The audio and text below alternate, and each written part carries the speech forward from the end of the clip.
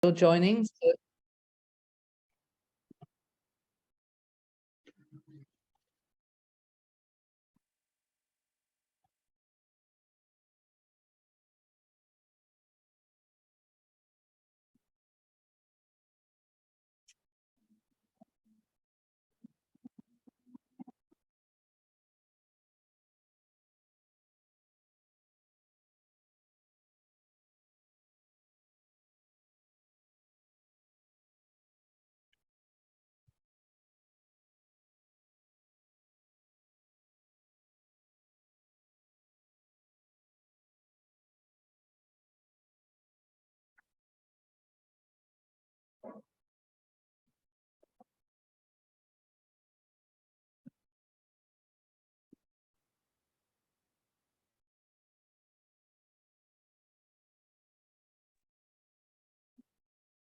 welcome everybody. It's just 8:30, but people are still joining, so we'll leave just a couple of minutes. You're very welcome to C3 Collaborating for Health's London Global Cancer Week seminar.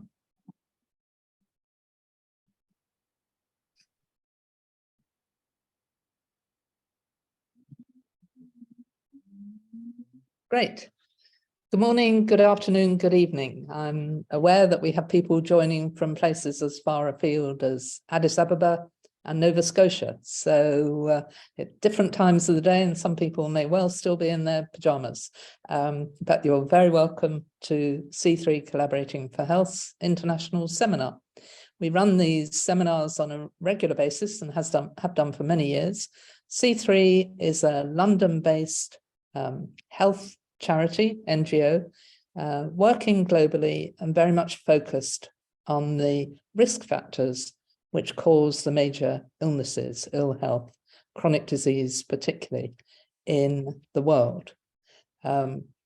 We've worked since the beginning with London Global Cancer Week. I'm very pleased to be, I think, probably still one of the few organizations talking about preventing cancer, when obviously a great deal of concern, interest, time is focused, research is focused on treatment, care and cure of cancer. But today we're talking about the risk factors that C3 focuses on: smoking, what we eat and drink, and lack of physical activity. And today we're speaking on the third of those, and often the one that is so neglected.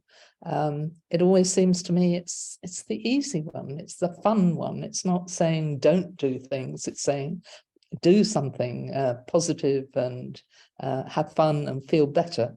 And as a colleague of mine, who I think is on the call, said many years ago, if it was a pill, everybody'd be prescribing it and the pharmaceutical company would be really, really rich. So we're delighted today to be focusing on physical activity and speaking with people from so many different countries. One of the things that C3 does is work very much with local communities, particularly in disadvantaged areas. And we are at the moment working on a program called Aspire in disadvantaged areas of southern England and northern France, where a tremendous amount of effort goes into issues around eating, growing food, which combines physical activity and diet. But always, as always, I feel, people spend more time, and it's more complex with food than they do with physical activity. And of course, at the moment, we have the sort of obvious physical activity issue around the World Cup. And there's always a danger, I think, that people think physical activity is sport and probably elite international competitive sport. And that's why we're really pleased today to have Juana Willumsen from World Health Organization to bring us up to date with the work that WHO has been doing in promoting the messages and the real activity around being more physically active. So Juana, you're really welcome today. We are recording. I hope everybody has their microphone off please use the chat column for comments and questions. And Dr. Willumsen, we're in your hands and ready to hear you and looking forward to it very much. Thank you.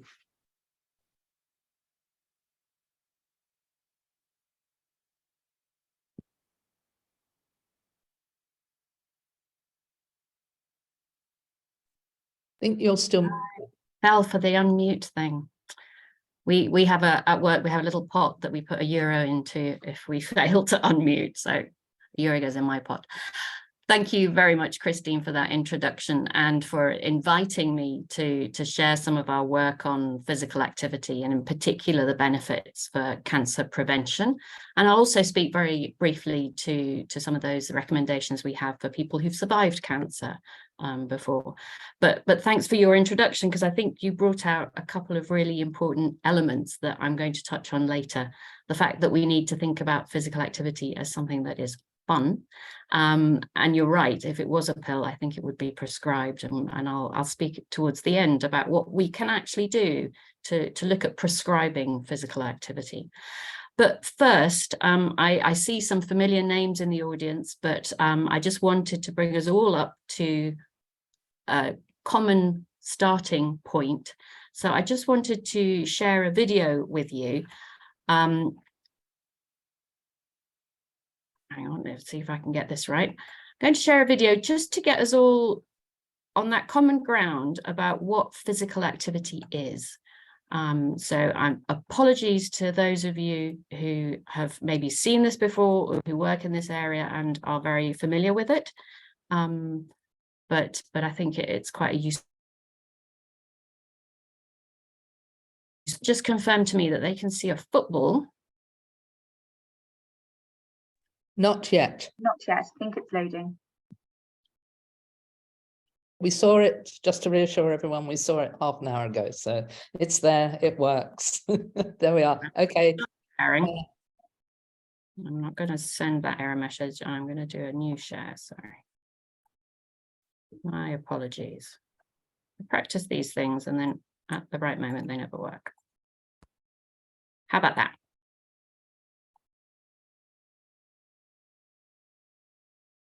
We're waiting. How irritating. There we are. We have our football. You have your football. Here you go. Let's hope this works. Our football. Oh, okay.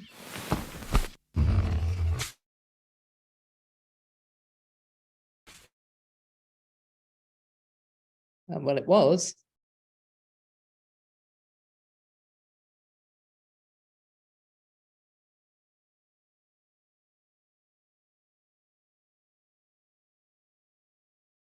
Should we go back and reload it? You're on mute. Yeah, sorry, my Zoom has suddenly decided to start sending error messages. I'm going to give it one more go, and if not, we'll give up. And I'll maybe try and show it at the end because I don't want to take up too much time. That looks good. Okay.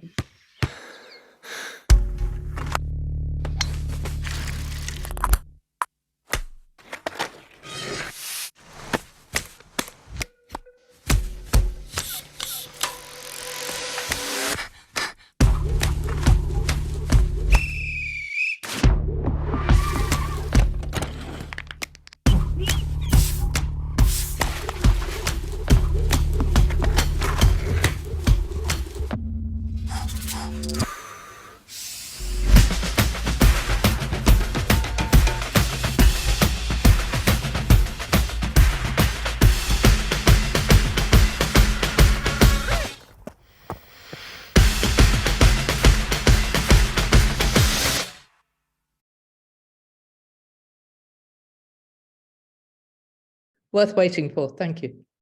Thank you. Well, I hope the rest of the presentation goes okay and that Zoom doesn't keep threatening to shut down on me. Anyway, the reason I showed that is that I really wanted to make the point that physical activity isn't sport and exercise exclusively. Physical activity are lots of different ways that we move our bodies, and different ways that it can be incorporated into our day. And I think for many people, the recommendations about being more physically active, because they associate that only with sport or formal exercise or going to the gym, it seems unattainable and something that can't be fitted into their day.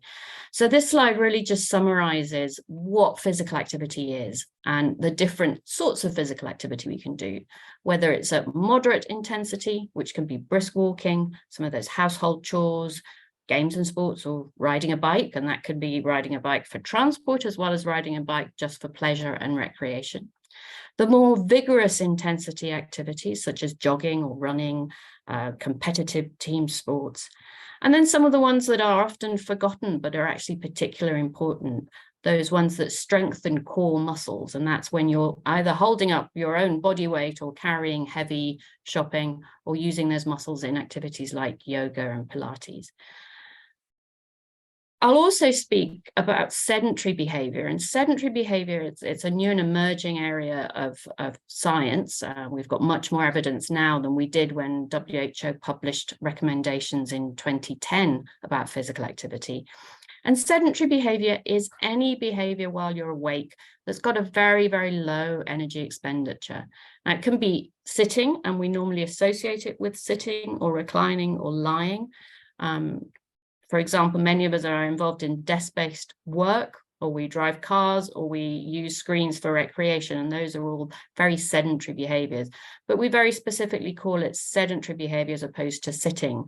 And that in particular is to respect the fact that there may be people who, due to an impairment, may sit for most of the day, but they can actually be very active, particularly with their upper body.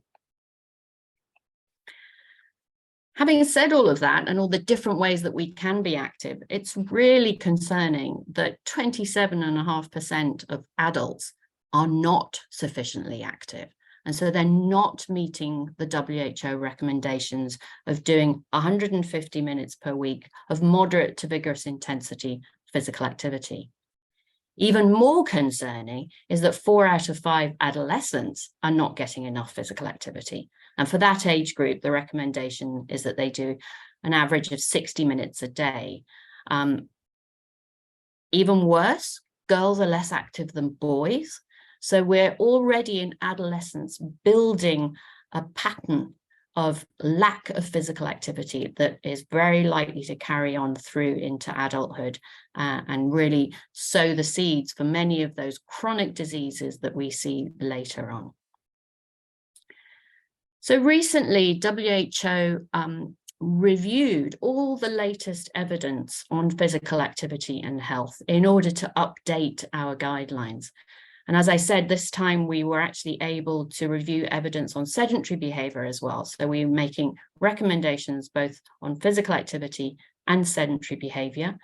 And we expanded the range of populations that we looked at and were able to provide recommendations for. So we have recommendations for children and adolescents, for adults and older adults, but we also specifically reviewed the evidence on physical activity for people living with chronic conditions. So those living with hypertension, living with type 2 diabetes, or with HIV, and a particular group of cancer survivors, people who'd had an episode of cancer at least.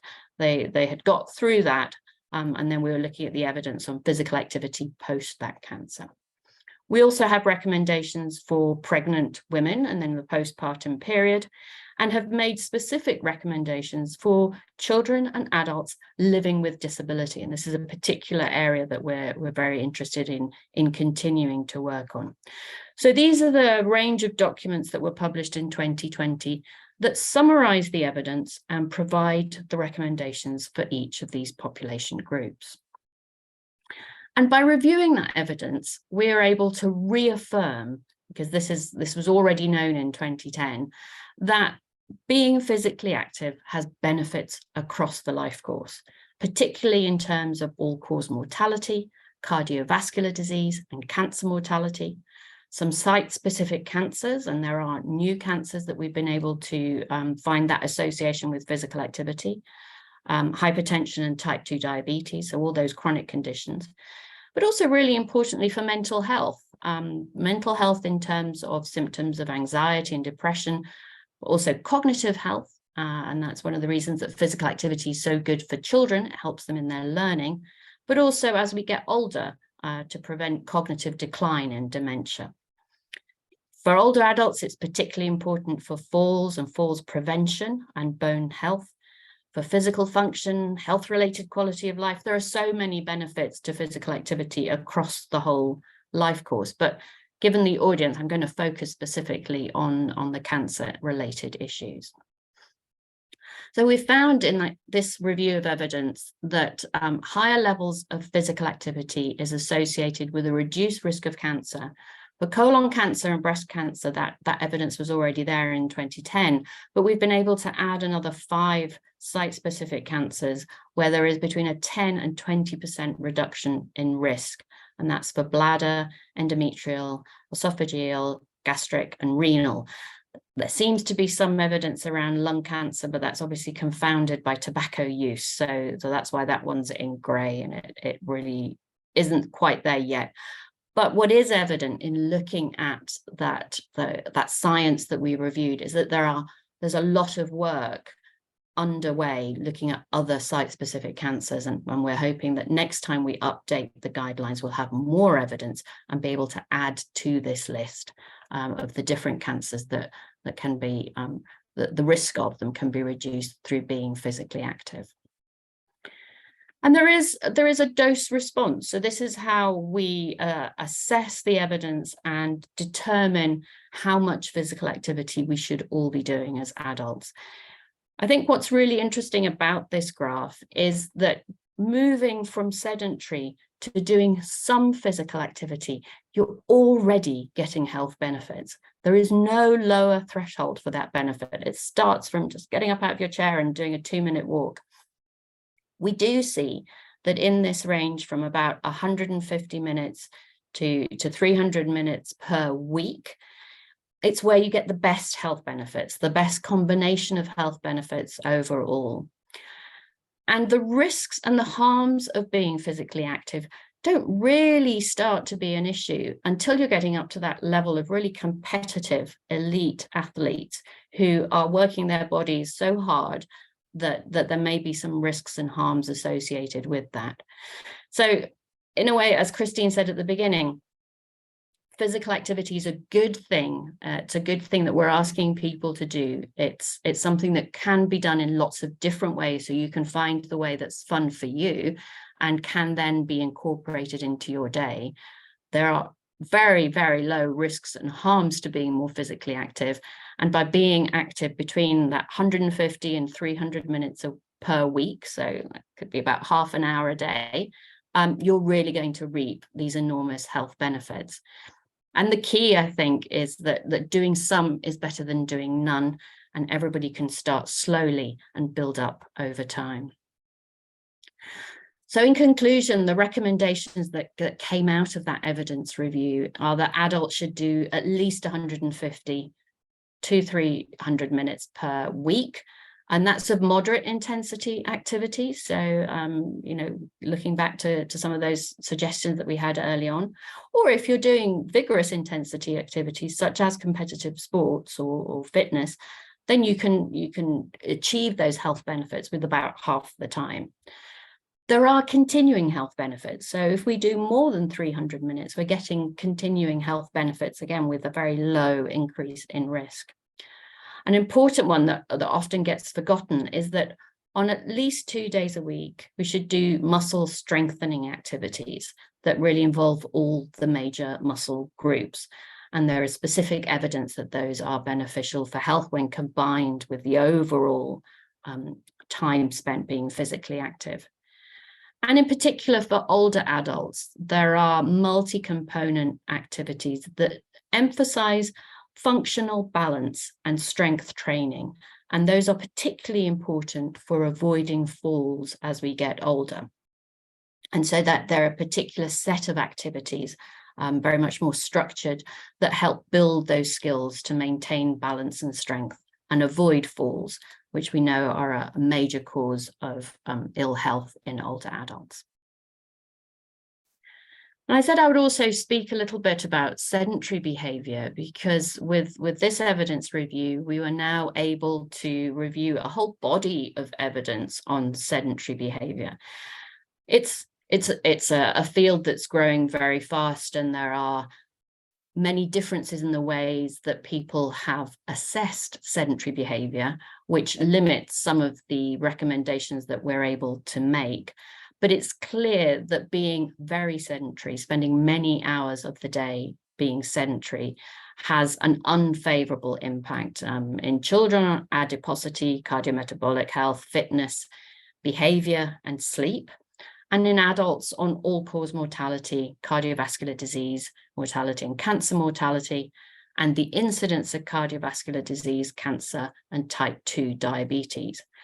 We're not yet able to quantify how much sedentary behaviour is too much. And again, this is a field that's evolving, and I'm hoping next time we review the evidence, we will be able to give a number to this. But the recommendation is to limit the amount of time spent being sedentary, and in particular recreational screen time. And that comes from the way that some of this evidence was collected. The evidence is weaker for the particular sort of association with cancer, but there seems to be a 6 to 21% higher dose-related risk associated with long sitting time, so more than 8 hours a day, and particularly amongst those who were inactive. Now, that may seem obvious that if you're sitting for quite a long time, you're probably very inactive, but there are actually ways to compensate for that, which I'll come to in a moment. And there was some evidence of that being associated with time spent watching TV, sedentary time, and the risk of developing a certain number of particular cancers. But again, I'll caution about the issue of time spent watching TV, because this may be related to the way that people were asked about how they spent sedentary time, how they spent the time during the day. And one of the common questions is asking about TV watching. But there are ways to compensate for this sedentary behaviour. So you may be very sedentary because you spend 8 hours of the day working at a desk where you maybe have little chance to break up that sitting time and move around. But you can reduce your risk by either reducing the amount of time that you are sedentary, or by increasing your physical activity. So in that free time where you're not tied to your desk and your chair, being much more active and either replacing the sedentary time or participating in much more vigorous physical activity can compensate for some of those risks associated with sedentary behavior. And the reason I've got two replace images on this particular slide is because, again, I just want to remind us all that people who may be in a sitting position, they may be wheelchair users or have an impairment of the lower body, they can still reap the benefits of physical activity with upper body movements, and that doesn't, in our analysis, it doesn't count as sedentary time because they're actually being active with their upper body. So sedentary is when you're really not expending very much energy at all, normally sitting for most people. As I mentioned, we also reviewed the evidence for key subpopulation groups, in particular those living with chronic conditions. So in looking at cancer survivors, we saw that all-cause mortality, cancer-specific mortality, and the risk of cancer recurrence or a second different primary cancer were reduced with being more physically active. There's also similar evidence for hypertension, type 2 diabetes, and HIV. And in HIV in particular, it was important to assess whether being active had any impact on disease progression, in particular looking at weight loss and adiposity associated with the long-term effects of HIV. And there was no impact at all. So in terms of physical activity for those who have had cancer before, it's clear that doing more physical activity is associated with a lower risk of death, and the death from all causes, cause-specific or cancers. And the recommendations are actually the same as those for the general adult and older adult population. The range of time spent in physical activity in the week is the same. We see the same health benefits from those recommendations. So that's how much we should all be doing. And I started off with showing us that at least a quarter of the population isn't doing enough. And that varies, and it can vary in different countries and in different regions. And again, it varies, and generally women are less active than men. So the question is, how do we get people to be more active for their health and well-being? And in 2018, WHO published the Global Action Plan on Physical Activity. And that set a target that by 2030, we would achieve a 15% relative reduction in inactivity, or we get 15% more active across the general population. And this is a target that lines up with other targets that WHO have and that countries have signed up to, but extends them out now to 2030 and to align with the SDGs. And the Global Action Plan proposed policies to countries that go across 4 different key areas. The first is to really look at creating active societies, so to change the way that people think about physical activity and motivate some of that behavior change through communications and training, through building skills in a workforce and capacity in lots of different relevant sectors. So I'm really pleased to see that there's lots of different sectors represented in the audience today. A second key element is to make sure that people have access to safe places and spaces to be physically active. So in particular, looking at the infrastructure available for walking and cycling, public open space that's free, accessible to all, and safe for everybody to use. Access to sport and recreation facilities, again, that are accessible and affordable, and active design in buildings and in the workspaces and schools that we use. The third set of recommended policy actions are about providing some of those programs that support people to be active. So increasing the opportunities and that access, and in particular looking at key settings such as workplaces, schools, the community, programs for people with disability or for older adults, to ensure that we fully engage and reach out in particular to some of those least active populations. But all of that needs to be underpinned by strengthening leadership and governance. So ensuring that those policies are in place, that they're implemented, that they're funded, and that there is ongoing monitoring and evaluation to really support that whole system and the data that's needed for that. And it takes a systems approach, recognizing that none of these will work on their own in a silo, that we need to really look across the whole system and look at the interaction between the different elements and work to create an active system that will support physical activity. A couple of those recommendations are actually also part of WHO's best buys, and these are cost-effective interventions to address NCDs, and they looked particularly at the cost effectiveness of them in low and middle income countries. And there are 2 particular recommendations that I think are relevant to this audience today.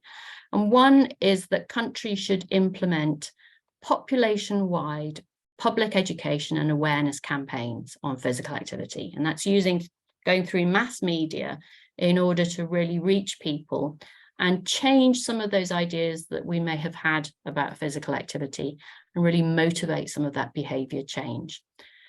These tend to work best if they are linked with community-based opportunities.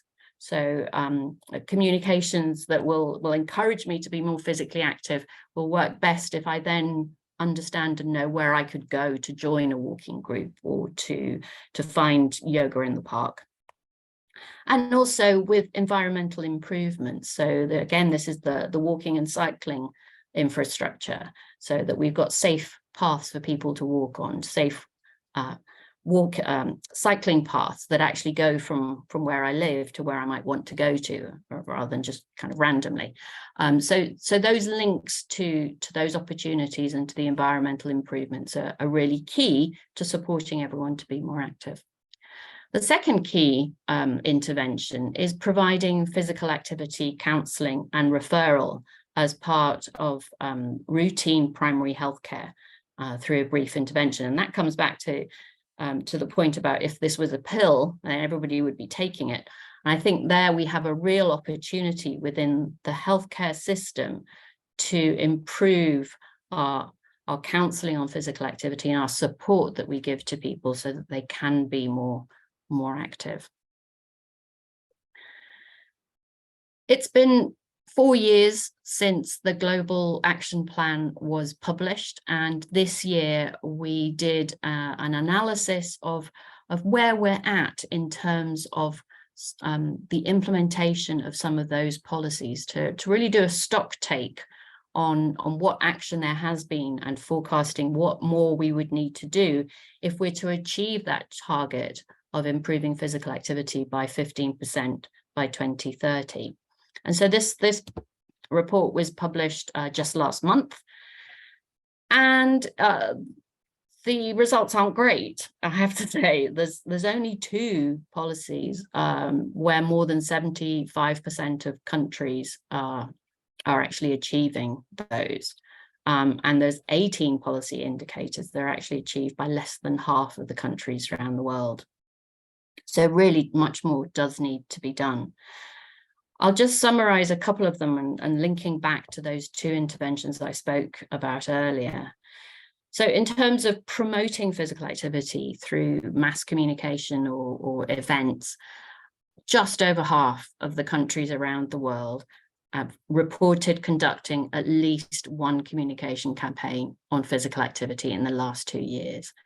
And that's gone down since 2019, which was the last time that survey was conducted. Obviously, we've got the COVID years in that period. So we know that there is some communication budget from the health sector that was shifted towards communicating about COVID. But there was also some interesting work undertaken in a number of countries to really promote physical activity, both walking and cycling as ways of moving around, but remaining out in the open air, and the importance of physical activity at those times that we were all locked down, and how important that was for everybody's physical and mental health. And I think that's a really important element that was communicated effectively in a number of countries. But there are many countries that didn't put any emphasis on that, and the communications campaigns really did decline.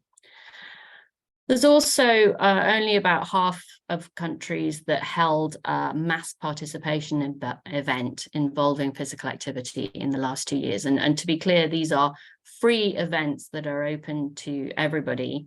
It's not the marathon that might be run in London, but a free event. It could be an open streets event where streets are closed and people are encouraged to walk and cycle where the cars normally would have been in their way. Or it could be a mass participation event, a fun run, a walk that's free for everybody to enter. And again, you know, this is a decline, but we know that during the COVID years, there may have been some restriction to some of that movement. In terms of programs that are provided to people, I have to say that the data is not terribly encouraging. So only 40% of countries have a protocol to manage physical activity within primary healthcare. And here what we're really asking about is, does the healthcare system have a brief intervention that is delivered to every patient that comes through that healthcare system, asking them about how much physical activity they do, and then supporting and encouraging them to be more active. Although that protocol's there in about 40% of countries, it really needs to be improved. And we're seeing that there isn't very much by way of referral. And if the protocol is there at the national level, it often isn't filtered through and actually used in many of the healthcare facilities. So that's a piece of work that definitely needs more attention. And there are between 30 and 40% of countries that are implementing policies on physical activity in childcare or in workplaces, or promoting it through the use of public open spaces, or promoting walking and cycling. And again, I think these are areas that really need to be boosted if we're to achieve that 15% reduction in the future.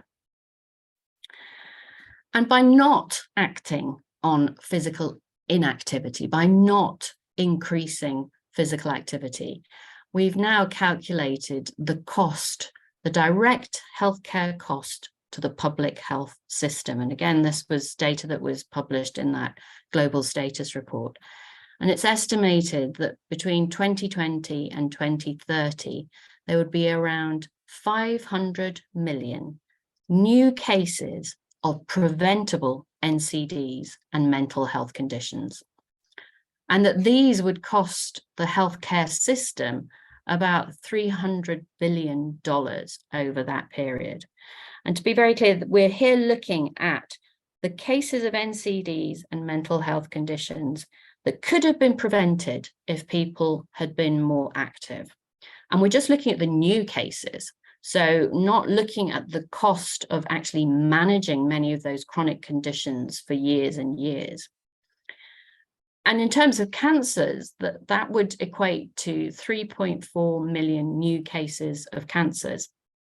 This graph here shows you in pink the percentage of those 500 million cases that are due to each of these different conditions, and also the cost associated with them. So you'll see that although the cancer, the blue new cases, the 3.4 million here is relatively small, the estimated costs are obviously large in proportion to that because of the costs of cancer diagnosis and treatment. We're looking just at the costs associated with that first year after diagnosis.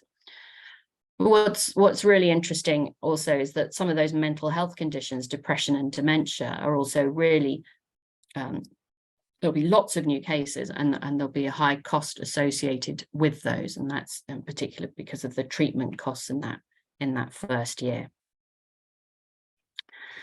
So these are the various resources that are available relating to that global status report and the analysis we've done on all of those policies and where we're at globally in terms of putting policies in place to support people to be more active.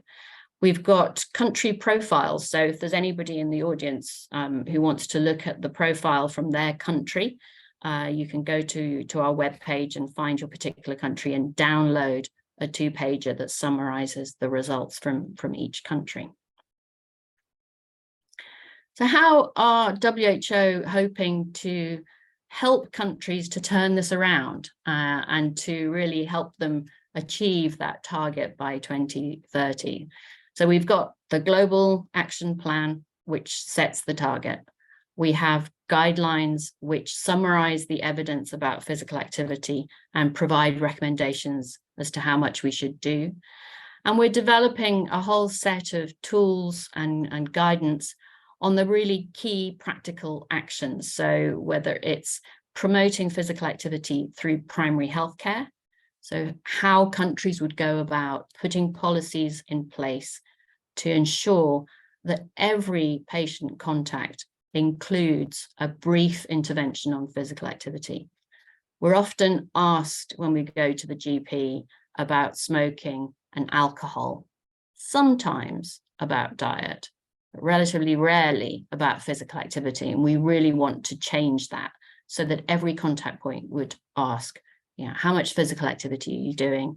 And have that discussion as to how you might go about, you as an individual might go about increasing the amount of physical activity you do, and helping you to find links within the community that would support you in doing that, depending on what's of interest to you. So I think it really needs to be person-centered and finding the right activity for everybody. There are also tools on promoting physical activity through schools, through early childcare centres. We're working on one now that summarises the policy recommendations for improving and walking and cycling rates. And we have some digital tools that there are SMS programs that can be used to encourage the least active to start walking for 10 minutes a day as the first step on the way to increasing their physical activity. And again, all of these are available through our website. So in conclusion, it's clear, and I hope you're all convinced now, that physical activity is good for the heart, the body, and the mind, and that it helps prevent cancers, and that we've got really good evidence for 7 site-specific cancers, and that evidence base is growing. It's also good for you if you're a cancer survivor, and that every move counts. So there are lots of different ways of incorporating that physical activity into your day, that doing some is better than doing none, and that we can all start small and build up slowly in order to get to that recommended 150 minutes per week. But I think it's also clear that we all need to do more, and in particular to communicate better about physical activity, to communicate better that it's not just sport and exercise, that there are ways that everybody can find to incorporate it into their day and for it to be fun. I think we've often communicated about physical activity and health benefits, but when people really speak about why they do an activity, it's often because it's fun. It's fun, you play with your kids, it's fun, I go walk and I chat with my friends. It's good for me, I feel better, it's good for my head, much more than it being about health. And so I think we really do need to change that. We also need to ensure that it's included in every patient contact, that those supportive policies are in place and that they're implemented and funded, because it's really clear that not improving physical activity levels is going to result in a lot of preventable NCDs and mental health conditions, and it's going to cost the healthcare system an awful lot over the next 10 years. So with that, thank you very much for this opportunity to share some of our work with you. As I said, all our resources are available on our website, and I'm hand back and very happy to answer any questions. Well, thank you, Juana. That's fantastic in terms of a great overview of the issues. Please, everybody, put your comments and questions in the chat, and we've plenty of time to take some questions and continue the discussion. I'm wondering, as I look at the rain pouring down out of my window and also listen to all the debate about why on earth people are playing football in the temperatures of Qatar, whether weather and climate make a difference in ease of participation in physical activity. Yeah, I think they do, and that's a really good point, Christine, that weather, also cultural barriers are often there that prevent people from being active, and we see that in particular with women, that there may be cultural barriers that stop them thinking that they can be active.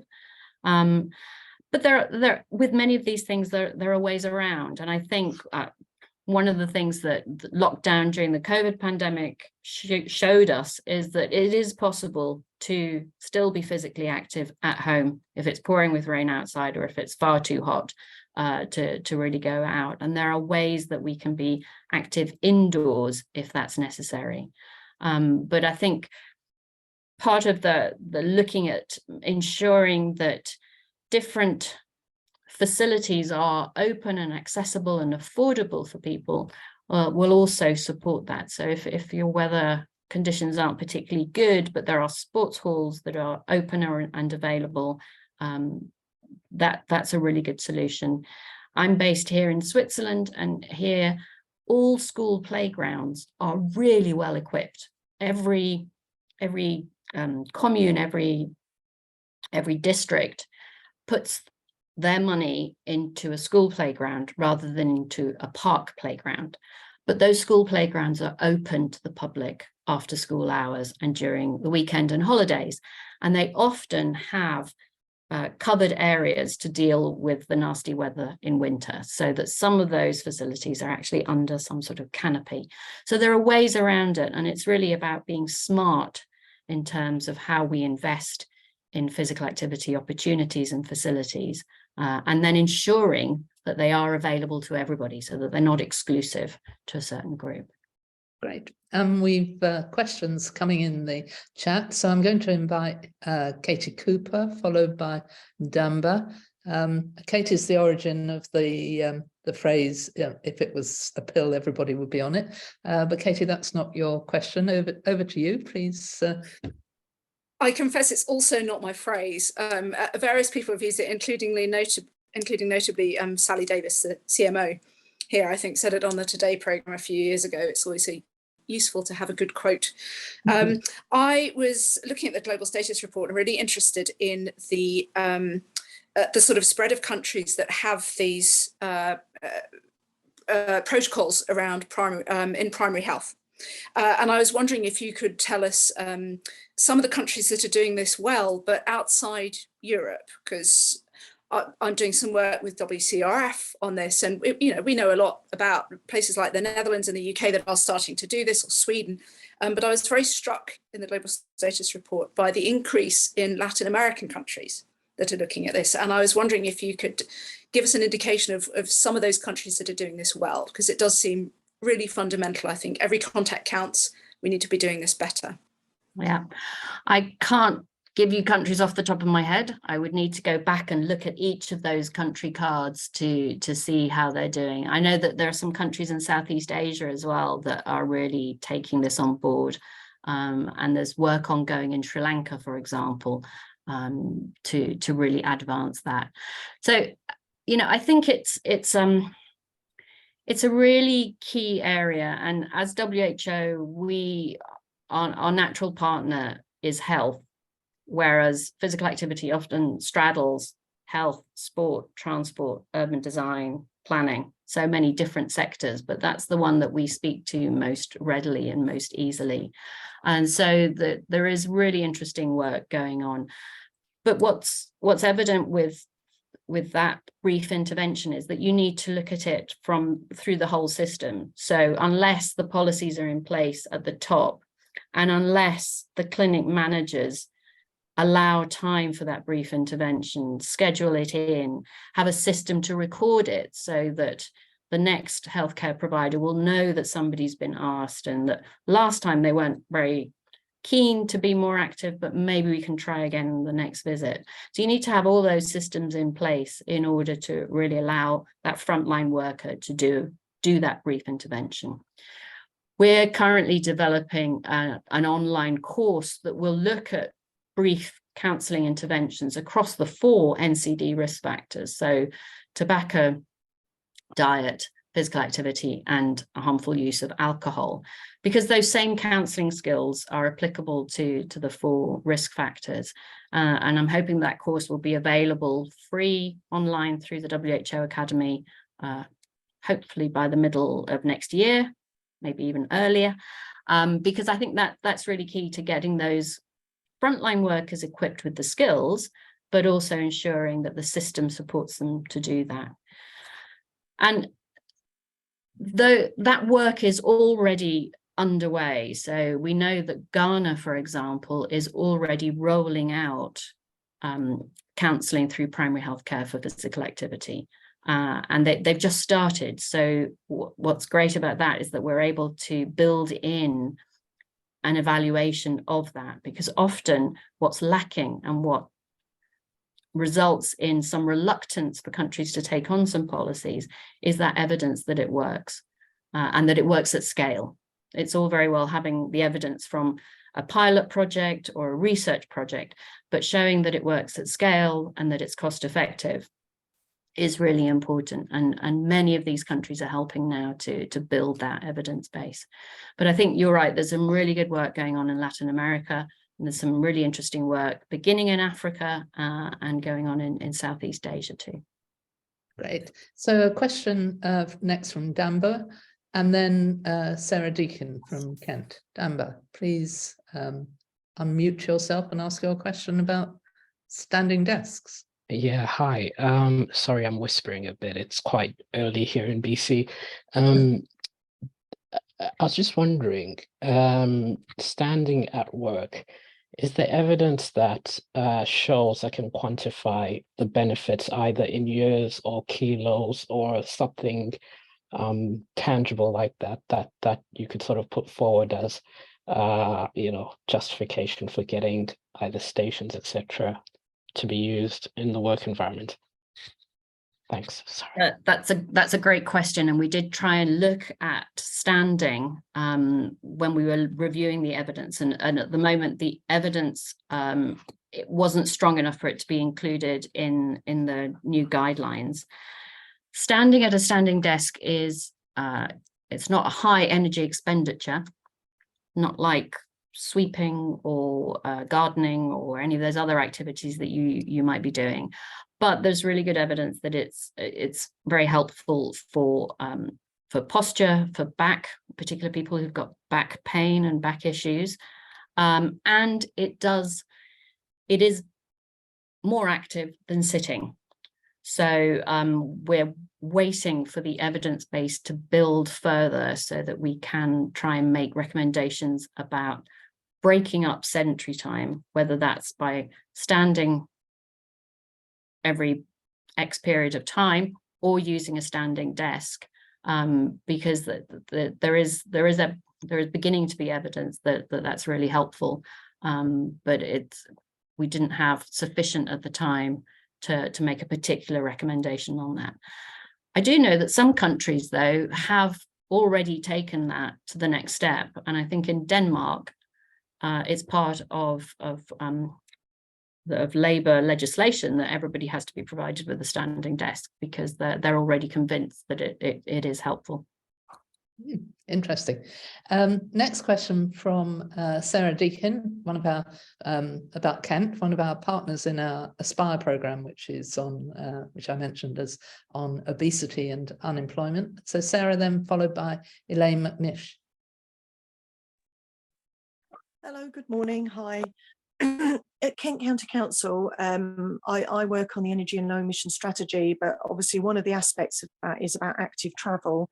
And I've noticed that one of our councils, and I think it's Sevenoaks, has developed a movement strategy rather than an active travel strategy, because it wanted to incorporate wider physical activity benefits as part of it, because often within councils there isn't such things as a physical activity strategy, but actually if you can reframe it within the sort of the movement side of things and away from active travel, so that it becomes a bit more integrated and more systems wide, then it's probably more likely to be implemented at council local authority level.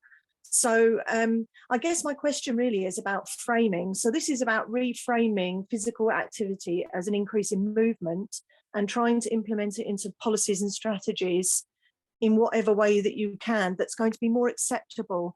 So I suppose my question is about, is there evidence from other places where reframing it as movement has been more acceptable in the way of policy and strategy? I think you've hit on a really good point there, that and as I said earlier, physical activity isn't just in the health sector. Sometimes it's associated with the sport.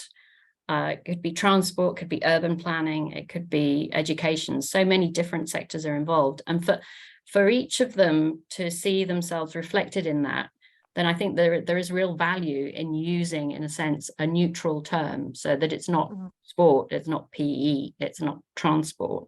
And I think using movement is a really good way to go. So you've captured the fact that each sector needs to see themselves reflected in it and to see how they can contribute to movement.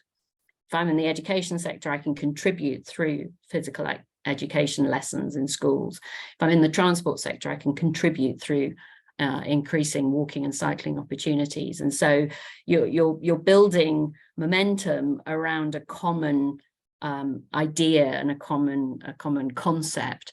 I think movement is a great way to go. We're often caught here saying, oh, we're always picking on the same words, you know, it's let's be active, let's move more, but that is what it is. You can't invent new words to really cover it. So I think that's a really great idea. And what we've found some countries find quite helpful is to bring all the different sectors around the table and really see what each is doing in their own area on physical activity, because often that communication hasn't been great, and to actually all put everything on the table and see how they all can link together and work as a system. So it's going back to that systems diagram to really help everyone see how they can contribute and where the gaps might be and how we can fill those. So I think that's an excellent idea, and I love the suggestion of a movement. Yes, I think often we in the health world assume that people are interested in health per se. One of the examples I often quote is school, where suggesting having children run around during the middle of the day was good for their health didn't go anywhere, but reinforcing the fact that they were wider awake, more attentive, interested in their afternoon lessons got the teachers motivated, because you're then in their territory. And there's also a nice anecdote from our one of our government health department buildings, where they put signs on the lifts encouraging people to take the stairs, which worked quite well. But the thing they hadn't expected was that the amount of maintenance the lifts required plummeted, and they saved money on their maintenance bills. So all sorts of tangential things, I think. So I said Elaine McNeish would be next, and I think we may not have time for many more questions. A number of people, Mark Wakefield and Alistair Fisher, have put some really interesting, useful comments. So I'm going to ask Elaine McNeish, who's put a couple of remarks up, and then ask Philip to perhaps wind up with his very specific and quite short question. Yeah, it's just to say I've put a couple of things in the chat box around two documents or two websites that might be useful. One is support for health professionals on how to give brief advice, which is a Moving Medicine website. And the second one is relation to my question, which is a consensus statement which was published last year, appeared in the BMJ, and it's around the fact that the benefits outweigh the risks in terms of supporting people with health conditions. Now, despite this consensus statement coming out in the UK, we still see that nervousness around risk and referring people or signposting people into exercise, an exercise referral. And so I just wondered if I know there are the powers that be here are looking into that at the moment and trying to come up with some kind of reasonable statements and ways of operating. Just wondered if there was anything that you've identified from across the world where people have had success in alleviating the perceived risk that health professionals have when referring. Is Philip, is that your question is very similar? Do you want to add to that, and then we can leave Juana to answer the two together? Thank you. Yeah, I'm Philip from Medway Public Health Directorate, and yeah, it is just an interesting thing. Obviously, Moving Medicine have this message that everybody should be acting, but there is always a concern, perhaps on the legality side, with contraindications, that if you're presented with a patient, say has a diastolic of 136, who I met yesterday, he was referred to us a couple of years ago. He had a diastolic of 136. We rejected him based on that process, that wasn't seen to be a safe contraindication. I met him yesterday, presenting having suffered stroke just 6 months ago. So should we abandon the concept of contraindication to try to prevent this longer term possible outcome for this patient? Did you hear that? Yes, I did. And I'm thinking, you know, I think with any clinical presentation like that, it's obviously the clinician at the front line that needs to take that decision. I think that work on that the benefits outweigh the risks is really important, and to find a way to move from this very sort of risk averse view, in part because for that particular patient that you mentioned, Philip, you wouldn't be recommending that he go and jog a 5K. No. You know, But do something at least. Do something, exactly. And it goes back to that graph I showed, that actually getting up from the chair and starting to do something, he's already going to start getting some benefit. And over time, with support and with encouragement and with review, he could be doing more and more and slowly build up to something. And this is, you know, this is something that I'm often saying, because people see the recommendations from WHO and go, but 150 minutes is impossible for most people. But the detailed recommendations are all about starting slowly and building up over time, because whatever you do, you'll be starting to get benefits. The greatest benefits are in that range.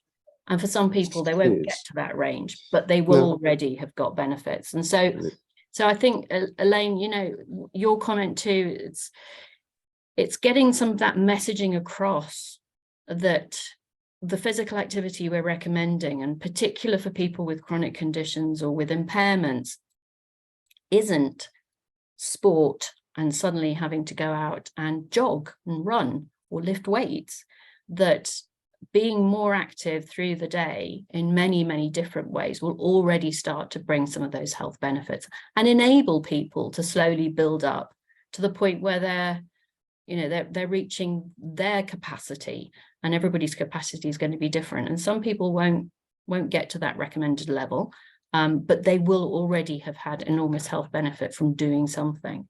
So I think, because it's not a pill, maybe we do have something of a messaging issue that we need to look into in order to better communicate what those messages that we're trying to get across.